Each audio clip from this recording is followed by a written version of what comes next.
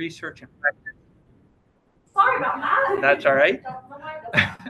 We're proud to co-sponsor this seminar series with our colleagues in the Office for Research and Sponsored Programs and the Sustainability Council's Scholarly and Creative Activities Committee.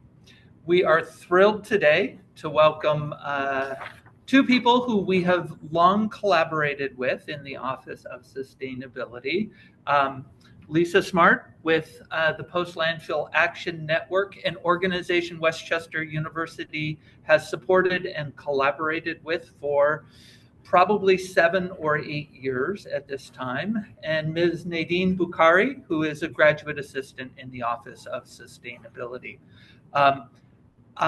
Just want to remind all of you that we are still early in the semester. This is the second of 11 presentations. Please do join us every Wednesday at this time, except during spring break, which is coming up in a couple of weeks. The program is available for those of you who are here in person at the front table. And for those of you online, you can find a copy at the Office of Sustainability's homepage on the university's website. So without further ado, please join me in welcoming Nadine Boukhari and Lisa Smart.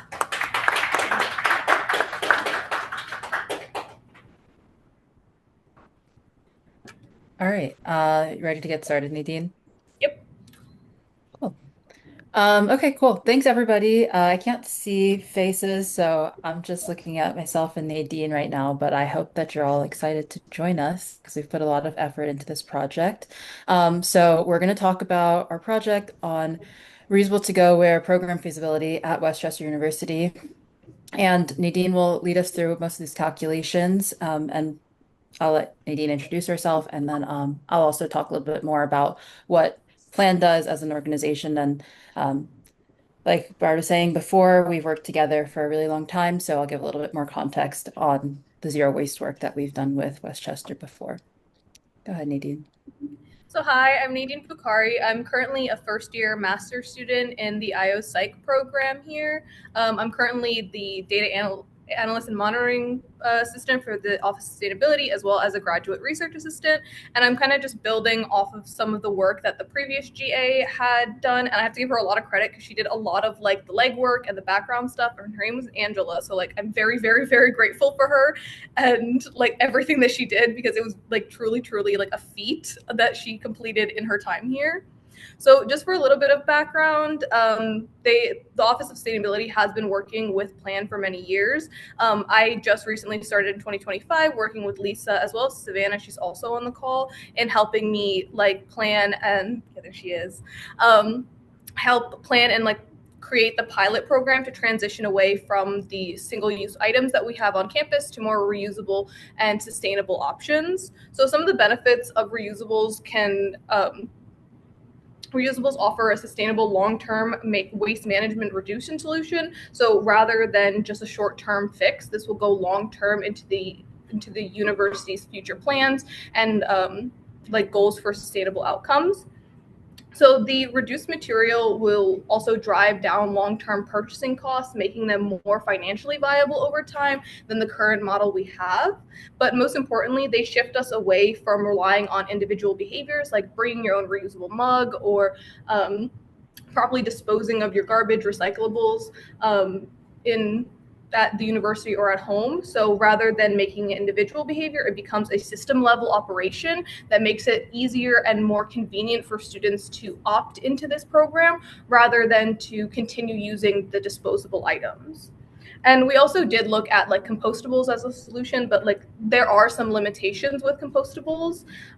Like from the university's perspective, we have a limited composting infrastructure, like both on and off campus. We do like off-source our compostables to a like secondary source. So from there, it can be a bit harder to track where it's going and how it's being produced.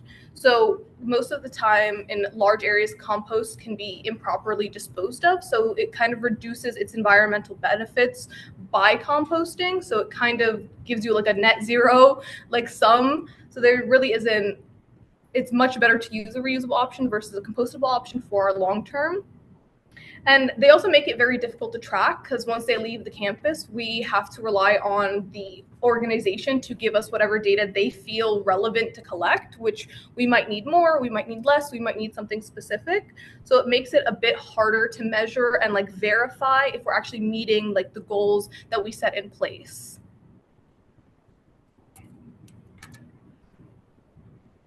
So for the university, the sustainability is not a new discussion, especially the zero waste, because they established zero waste goals in 2013 with their climate action plan and have made good progress since, including establishing zero waste program, zero waste community within the Sustainability Council, requiring methane capture, as well as like a comprehensive waste recycling hall.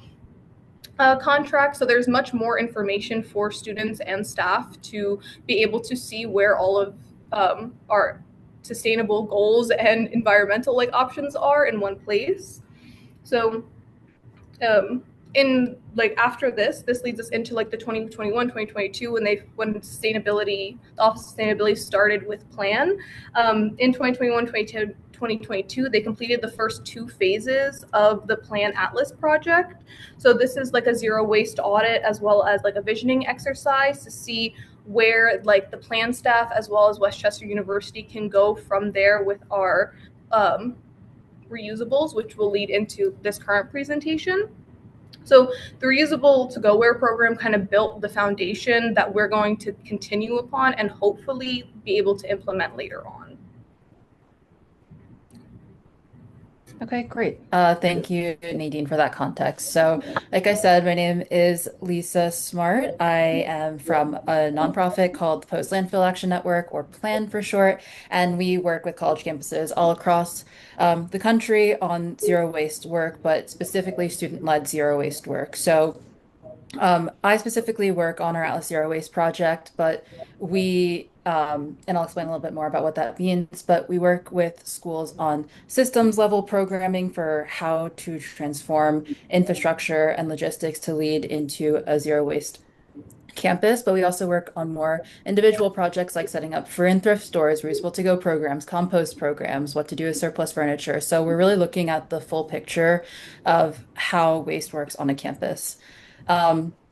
Like we said, Westchester has participated in the Atlas Zero Waste program. And so overall, it is a sort of fellowship program with consulting deliverables for college campuses. And Westchester does have a sort of zero waste uh, roadmap from the work that fellows have done on this project. And we actually have one of our fellows who worked on stage 1 while they're at Westchester, who is now our manager of the stage 1 assessment on the call. So she's joining us. Hi, Grace. Um, so yes, this has sort of been like a long time coming project that's building on itself. And Westchester is now part of the cohort of campuses who has completed this Reusable to Go return on investment calculation course, which is an extension of our last stage of this Atlas Zero Waste program, where we are looking at zero waste action plans and the return on investment analysis for full-scale zero waste infrastructure, logistics, planning, staffing on campuses. So, all that said, now we're focusing specifically on Reusable to Go, and this project, this course, came out of the rewrite of our Reusable to Go manual 2 years ago now. We won an award for Community of the Year based on this manual, and it came out at that time in 2024 because of the introduction of tracking apps in the past few years. So many of you, if you've seen other campuses Reusable to Go programs, or maybe the pilots that Westchester has tried to implement, you may be familiar with the kind of standard green Reusable to Go container and maybe a carabiner or a token that is attached to that container for its tracking. So the idea is you get a container, and then in exchange, you have a token or a carabiner. It's a sort of analog system to exchange one for the other. And that system has been in place for maybe 15, over 10 years on college campuses, but the biggest challenge with it is return rates. Typically, schools with this sort of analog carabiner or token return program those schools see return rates of less than 30%, which is obviously a huge financial burden for these schools if they want to maintain their program because these containers are not coming back and they are reusable, they're not plastic. So they do cost a significant amount of money for the school to replace. And so in the past few years, there have been several new um, technological advances in this space to help maintain containers in circulation on college campuses. And so we looked into a few of those tracking apps, and they sort of set the baseline for why we think this course or why we've set up this course the way that we have. Now that there are ways for containers to be tracked with student IDs or student accounts, and there is a way to track all of those containers on the back end from dining or sustainability managers, we open the door to full-scale circularity. QR codes can be placed on all different types of containers. So that means clamshell containers, cups, utensils, bowls. Those QR codes can be tracked, and that brings return rates up from below 30% to now consistently around 95% for most schools who use these apps. It increases accessibility because people don't need to rely on the deposit system. And yeah, like I said, it just increases program efficiency and management for everybody in dining as well as sustainability. So these are some of the tracking apps out there that have made reusable to-go systems much more viable options for schools across the country. And we'll go more into the details of the one that we chose for this analysis. So a few more things just to frame this conversation. We want to point out that in spite of the growing efforts to expand reusable to go, no campus has achieved a fully reusable system. And our calculations are based on a model informed by ongoing research, case studies, and industry best practices. So you are going to see some very large numbers in this presentation because we're looking at what it would take for Westchester to eliminate all disposable to-go-ware. We know that's not going to happen tomorrow, in the next semester, likely not in the next year. But we're interested in seeing, okay, if we're looking 5 to 10 years down the line, what infrastructure would we need to support a program or to support a campus that has eliminated all their disposables? So we're looking at things on a very large scale. Keep in mind, this is just a first step. Like I said, we're looking at full-scale proposal to envision the logistical decisions that need to be taken into consideration. Even though as Westchester explores more reusables, it will likely happen in phases. This is also a student-led review that is in collaboration with us. We're not on your campus all the time. We don't see everything that's happening. Nadine is on your campus, and we're really lucky that she is able to move around and see how different things work. But of course, there are many more people, stakeholders in this process that we need to consult to sort of get these calculations to the next stage. And then we are, currently having ongoing conversations with this, and we hope that those can continue after this presentation and this proposal is wrapped up. So we'll get to the calculations in a minute. The last thing I want to say is that envisioning what the system looks like, we're trying to make it as circular as possible. And so we've separated out this calculation into 3 main stages of one, establishing a centralized washing facility on your campus where all the dishwashing will happen, all the containers will be washed and redistributed from. Then ideally, all of those containers would move throughout campus to retail dining locations.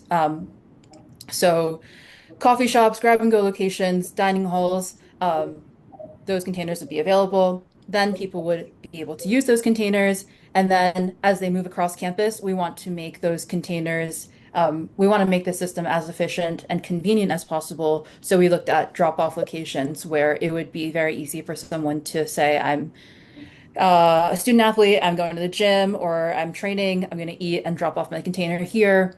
I have to go back to my my dorm and I can drop off my container here. So we looked at those options and then how in these green arrows, those containers would eventually move throughout the system and be returned to that centralized dishwashing location for reuse. So all of that said, our key areas for focus that Nadine will get into are reviewing the container options out there, reviewing the tracking app options out there, the ones that would best suit Westchester, The logistics mapping, so program labor, campus-wide collection, container transportation, dishwashing, and then finally infrastructure research. So looking at the capacity of your current dishwasher as well as the transportation equipment necessary to make this all happen. Um, oops. One more thing I want to show you all is this. Oops. This calculation or these calculations that Nadine will walk you through are done in like a very methodical way where we've sort of set up a calculator for the campus to use as a tool. So we know that the calculations that we came up with are the ones that may apply for the first one or two or three stages of this program. Um, but we've made it so that anybody who wants to explore the possibility of this program can plug in different numbers. So we looked at dishwashing labor, for example. If, let's say, Westchester needs five dishwashers instead of two dishwashers, you can input that number, and the rest of the sheet will calculate and adjust based on, minor changes in the total number of containers you would need, staff you would need, crates to move containers. Hope that this can be used as a tool in the future for everybody and anyone who is exploring implementation. So I'll pass it to Nadine to get into the research process. Don't know if sorry, the slides come back up. I think we're having like a delay on my screen. None. Yeah. So it's but I will get into it. So Okay. Can people see it on your? People can see it on Zoom. Okay. But I'm having problems. I think it's the internet. Okay, so no biggie. I have my notes and everything. So for the process and research that we went through was a little bit long, but much needed. So first we actually started by determining the number of reusable containers that we would need both annually as well as daily, which used previous purchasing records from fiscal year 2024. Unfortunately, we only had 6 months worth of data from 2024. So we kind of guesstimated and estimated for 9 months in order to kind of like map onto the university schedule rather than like a full fiscal year. Using the dining records as well as peak usage days and circulation assumptions, we were able to calculate how many reusable containers we would need, which will come up a little later. Okay. So I believe we were at reviewing the container options. So just a little recap, we did use a couple of different sources to review our container options, some from vendor quotes, others from just like external sources that we were able to find.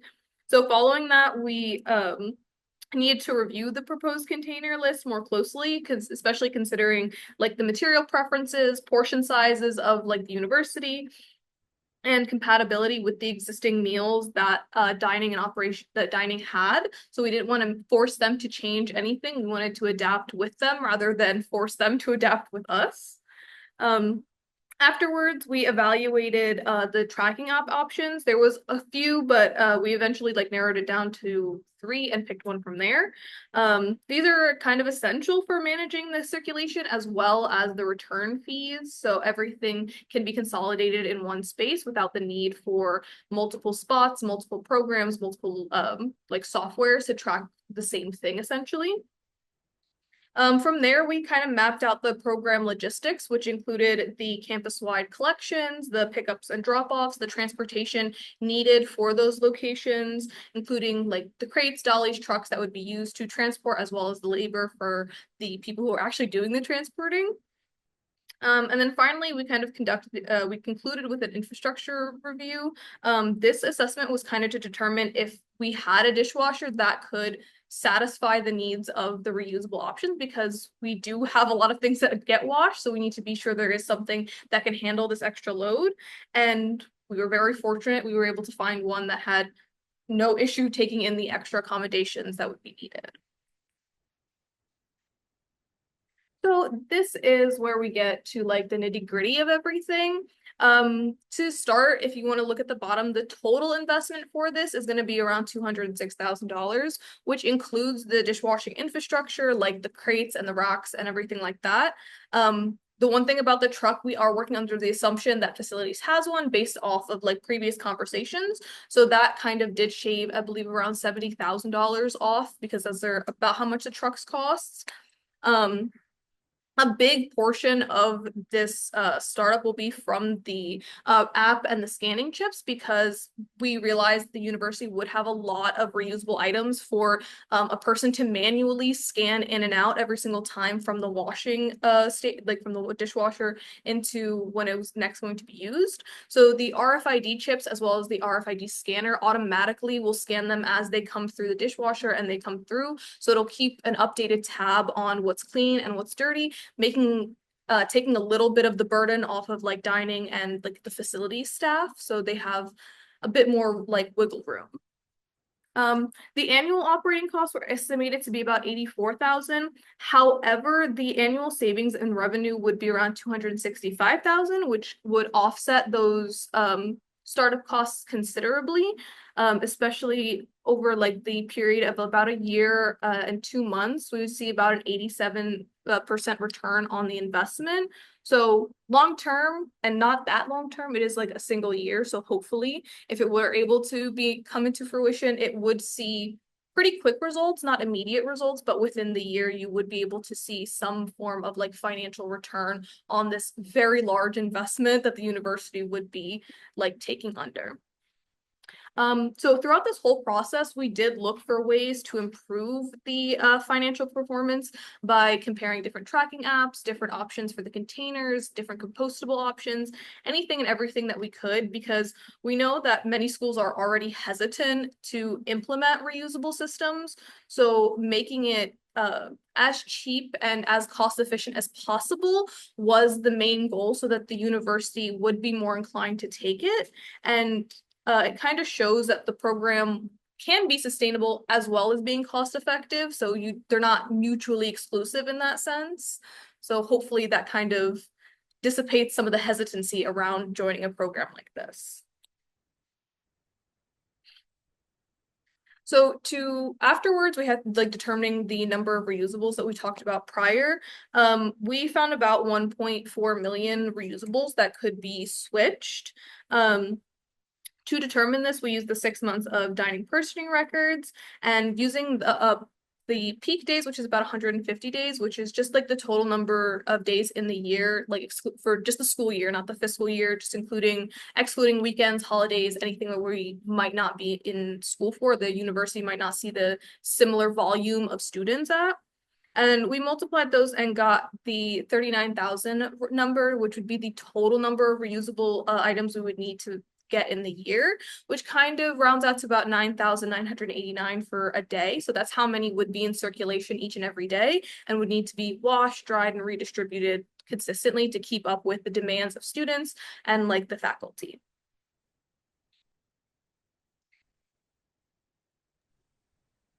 So these are the dining purchasing records. We're just going to show you the actual thing. These are from the Commons Dining Hall, Rams Head Food Court, Chick-fil-A, and Freshen. So not every single location on campus. And we were able to compile about 1.4 million individual items across these locations that could be changed to reusable quite easily.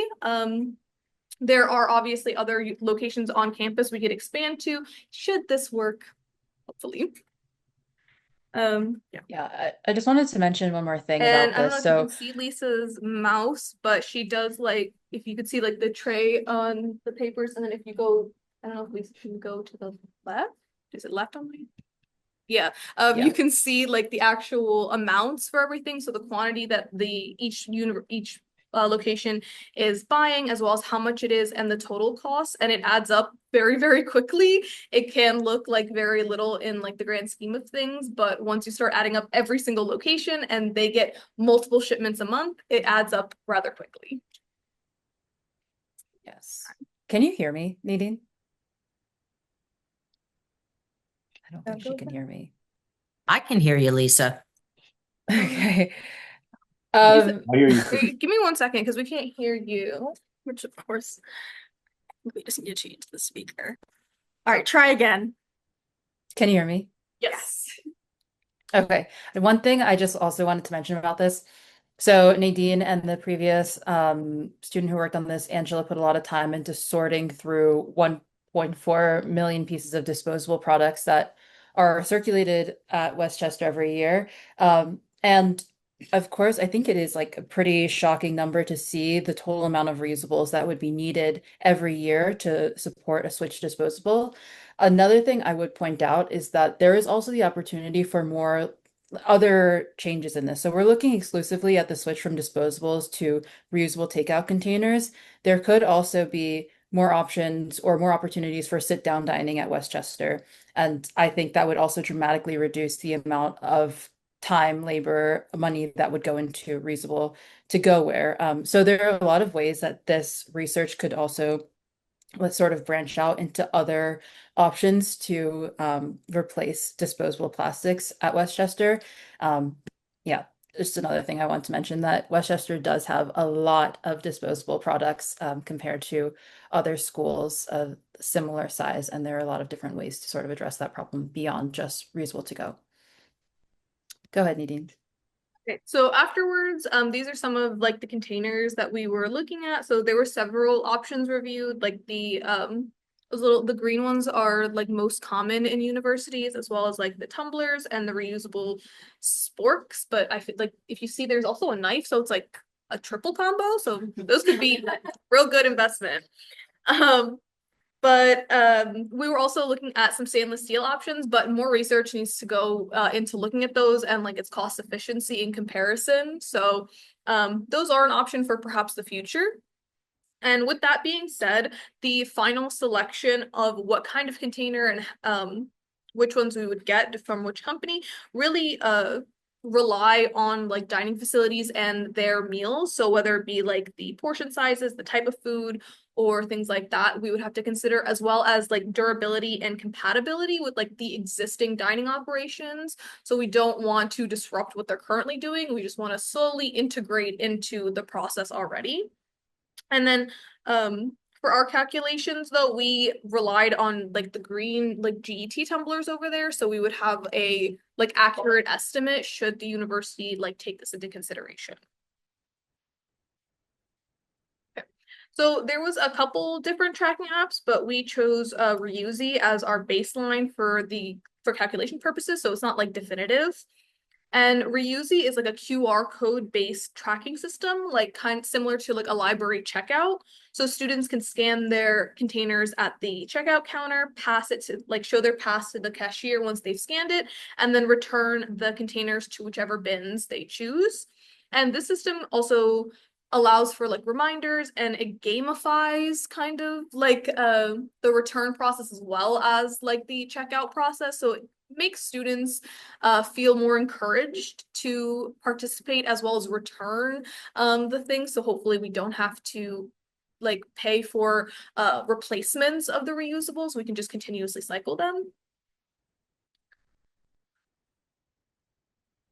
And then after that, we did have to pick out where, in theory, we would put some of these location bins. So obviously we can add more as needed, but for the purpose of this like presentation and study, we found 13 possible locations across residence halls, dining facilities, academic buildings, libraries, student centers, things like that. So it would be available to a wide variety of students at any time. These locations were selected based on the accessibility for students as well as for the drivers when they do come to pick up and drop off for just ease of transport. And when planning the drop-off system, convenience was an important, if not the most important factor, because unlike disposable items that can be thrown away immediately, reusable containers need to be brought back to a location. So the more that you have in a highly trafficked area, the more likely you are to get them back, and they aren't left sitting in students' bags all days or returned after an enormous long time and they're extremely dirty and unusable, or if they're just left about like the university and staff tries to clean up and accidentally throws them.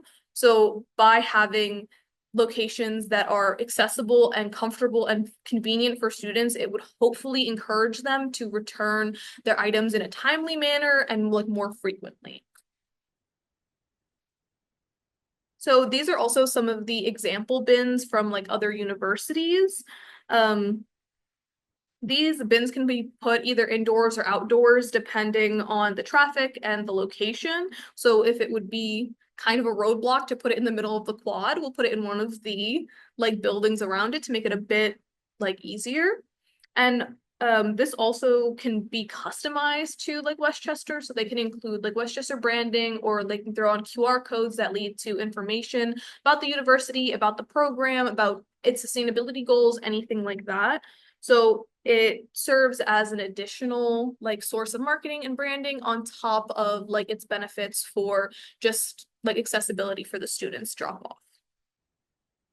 And then these were also kind of the calculations for the bins was put into like the main overall thing. So these would all fit into like the cost that we saw before. And then, so this is our, like the necessary items for like container pickup and transport. It would be approximately 298 crates, $37, and 1 box truck, which we are working under the assumption that we already possess. So thank goodness. But with the crates, these can be stacked onto the dollies in hopes of streamlining both clean and dirty like transportation. So we hope that with what we have, we'll be able to consistently run the route that we have. It's 3 times a day, so they would come morning, midday, and afternoon. So this would be what would be needed in order to make all of those comfortably.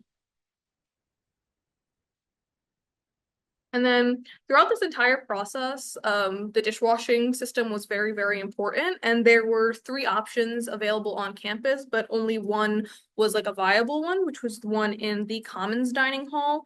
It already had the capacity to handle all the extra reusables that we wanted to add because it wasn't at capacity even prior.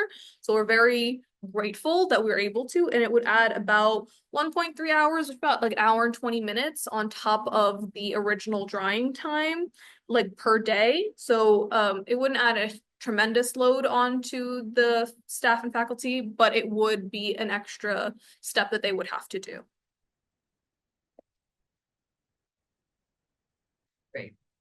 So the containers will be redistributed from Commons into the containers to the delivery trucks to all those 13 dining locations that we talked about before. And this would be done 3 times a day in order to make sure that the bins stay empty and that students are able to receive clean, reusable ware every single time. In locations like Sykes, which we predict will have a higher volume of students, their Sykes will be able to empty their containers and store them in a secondary location in the building so that when pickup does come, they're able to pick up a larger load because there's much, much more dining locations in Sykes than if you would go anywhere else. So hopefully that would kind of offset the number of bins we would need. So we would need to purchase many, many more bins if we were just able to store them separately until pickup. When it comes to the Commons Dining Hall, full bins should be washed immediately since they are like in the building where the washing unit is. And it would also, because the Commons is like the largest dining hall we have on campus, also will see a very high volume of students. So hopefully by washing them consistently and as they come, the staff at the end of the day will hopefully not feel it as much as when they have to wash ginormous loads every single time. All right. So because this process would cause a lot of confusion because it's new or just some questions, marketing is really needed before it gets like rolled out to the university and to the students. So based on other universities, specifically Boston, before they launched their programs and made reusables like the default options, they implemented like a comprehensive marketing and educational campaign, which included things like stickers, signets, flyers, anything that could catch students' attention to help at least inform them a little bit about the new changes that were going to be coming about on campus. So it wasn't just like a shock, like you no longer have the things that you're used to anymore. And because they also introduced a fee for the disposables, the goal, and which we hopefully would like to do should they come late or like not come at all, students needed to be informed of the charges and changes that would be implemented should anything get lost or forgotten about. And we didn't want students to be caught off guard if you were just randomly charged for something. So this type of early communication kind of builds awareness within the community and is kind of a best practice when rolling something like this out, because it prepares everyone, staff, students, faculty, for the implementation rather than just a cold start into something that would be very, very dramatic for a lot of people. And then alongside the marketing and everything, we would need to collaborate with the dining team. They are our biggest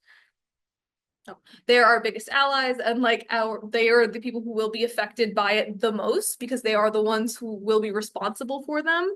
So we need to make sure that the students also are able to help the staff in any way possible, whether that be returning them on time or in the proper places, or just cleaning up after yourself as best as you can of those containers and they're not like full of food. So collaboration with the team would involve not just training like managers, but the dining staff and the cashiers who are going to be at these locations, so that everybody knows the process and it's just not higher ups and then everyone is left to kind of fend for themselves. The Boston University's way of doing it, they provided visual guides, like photos with multilingual instructions, to kind of make sure that all of its employees understood whether they could read the language or not. This one up here is an example. It's not the exact one they used. This was just something I was able to generate.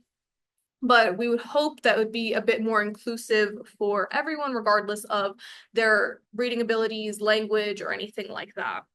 And then hopefully this level of operational training and staff engagement would be successful for the rollout and hopefully make it more accessible for people, as well as easily understandable. Okay. I am just going to quickly walk through. Thank you for sharing all that, Nadine. I'm going to quickly walk through all the calculations that sort of led us to these conclusions that Nadine just walked us through. I know we're kind of coming up on time, so I definitely want to leave time for people to ask Nadine questions. And so, yeah, I'll make this brief. But like we were saying before, this is set up to be as a sort of calculator, a tool that anybody can plug into, and it's done pretty methodically so that anybody can follow the steps that we took to do this. So, like Nadine mentioned, we went through all the purchasing records for the fiscal year 24. We determined the peak days for this assessment. We then determine the total number of reusables and disposables based on all of those calculations. And so you can kind of clearly see here how that calculation happened. We looked at all the standard reusable products, the disposable products that those would correspond with, and then, doing all the fun Google Sheets math and magic that happens in the cells. We could calculate the total number of reusables that would be needed in each category, as well as the cost of each item. And like I said before, all these numbers get carried through the rest of the sheet. And so you can see the total number of compostables that we took out from the original purchasing records, things that can't be switched to reusable. We identified those and thought about what would potential compostable substitutes look like and how much would those cost. So those are outlined here.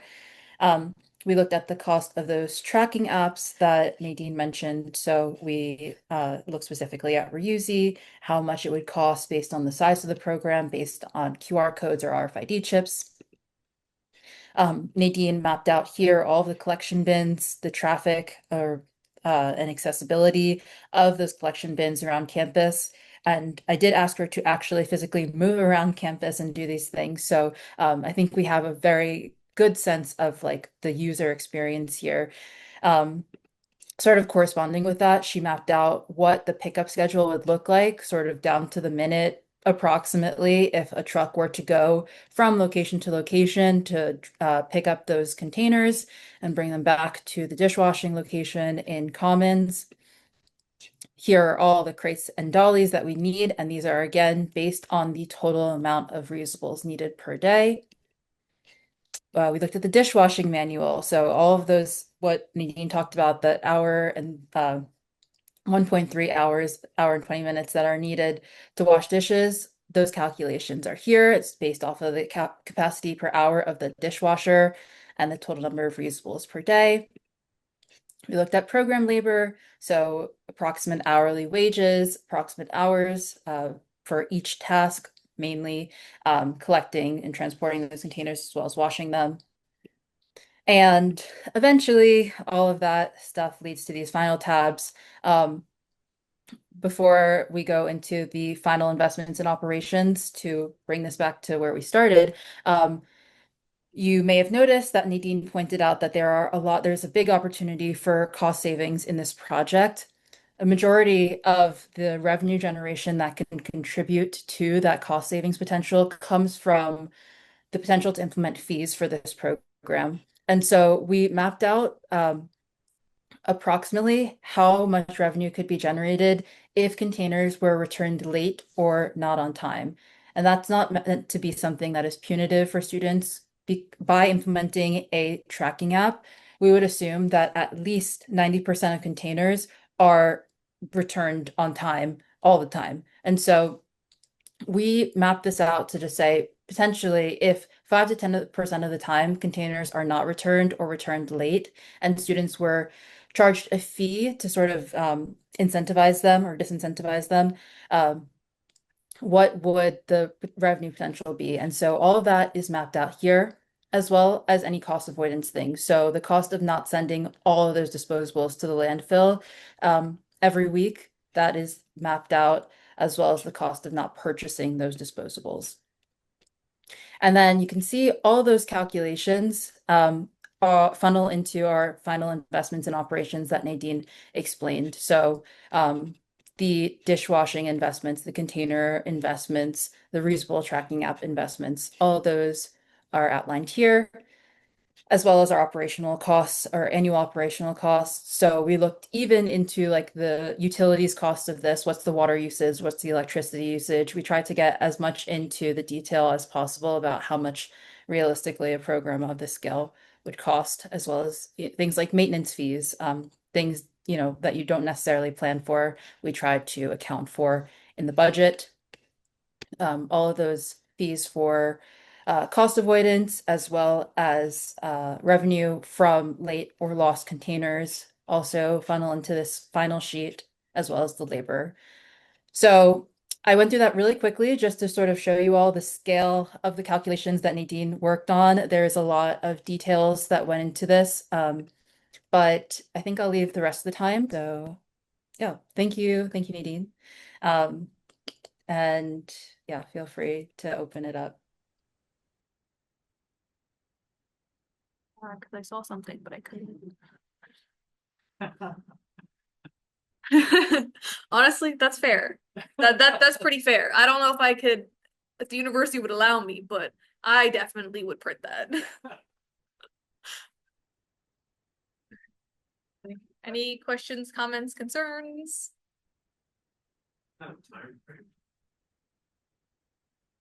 Repeat that. So he was asking what kind of time frame would we be looking at for like implementation or so from what I would think it would take bare minimum like a year, because we still would have to go present this to facilities and they would have to take our calculations into consideration, and our calculations are what we think is correct and what's good for the university. Facilities may not directly agree and might want us to change or add or edit things. So with edits and all that, like to get going, I would believe like 6 months to a year. After that, I would hope that they're able to like purchase the like reusables that we would need, and then we could like start the program like that. The main issue I believe would be like financial aspects, because it is a large startup cost for something that takes about a year to see like some kind of return. So if they're willing and able, I would really hope within like a year we would able to kind of get this started and like off the ground. Looks like Professor Wanko has a question. Well, I had one, but it's kind of like background, so it isn't about this project. So I want to cede this time to those who want to ask exactly about this project. No, you can feel free. Yeah, All right, I ate at my very first time in the Commons yesterday, and it was just appalling. But that's a LEED certified building, so I was just wondering in terms of background. I guess LEED certification doesn't have anything to do with the activities that go on in there. At least I see you nodding. Okay. So that's just disappointing that we designed this quote unquote sustainable building and what's going on in there is appalling. Just a comment. Honestly, if Lisa wants to like comment on that, because I'm not very well versed in like LEED and all that, I can't like speak to that. But if Lisa wanted to, you can feel free. I don't have much else to say. I guess it is like a shame that it doesn't really involve what happens in the actual building. But there are like assessments like ASHI stars that takes into consideration like LEED certification, but as well as like our Atlas certification is in ASHI stars reporting. And like what actually happens with materials is a part of that. So like there are more comprehensive assessments that I think like if Westchester were to explore more zero waste programs, like the combination of having LEED certification as well as reducing waste would sort of make the university seem, I don't know, more sustainable in terms of like those certifications and like the marketing of sustainability. Thank you. I'd just like to say that this analysis is going to be so helpful at Westchester University.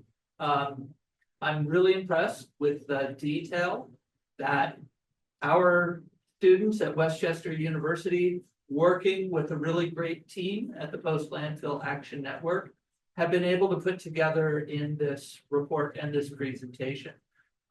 We will, of course, share the final products with our colleagues in dining services at the university. They undoubtedly are going to see areas where they would do the calculations differently. They will have more information, for example, on hourly wages and benefits that go along with that, the costs associated with that, and whether or not their current dishwasher is going to be up to the task or they'll have to buy a new one. That's all fine, that they're going to want to dig into these numbers and possibly modify them in some ways.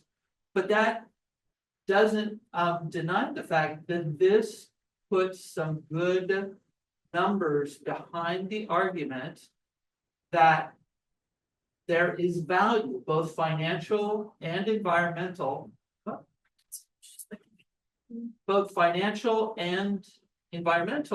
in limiting how many resources we're putting into disposables, and what we could benefit from moving to reusable. So I want to thank Nadine and Angela Hill, who had helped kick this program off in the fall, and Lisa and Savannah and Grace and the whole team at Plan.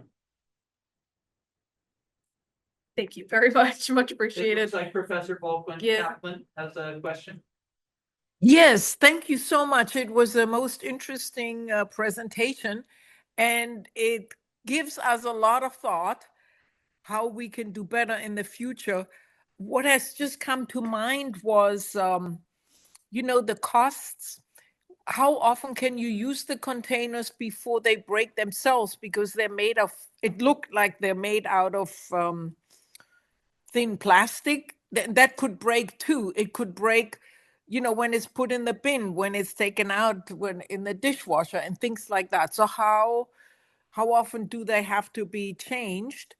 Or and then when you throw it away, then it's a landfill too.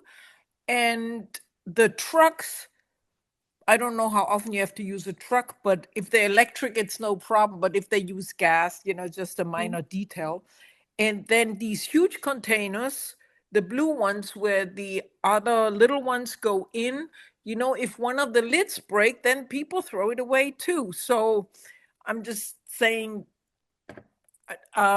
maybe I missed that one, but maybe you did put it in and I did not hear that detail. But I was very impressed with the great detail and the analysis, and thank you very much.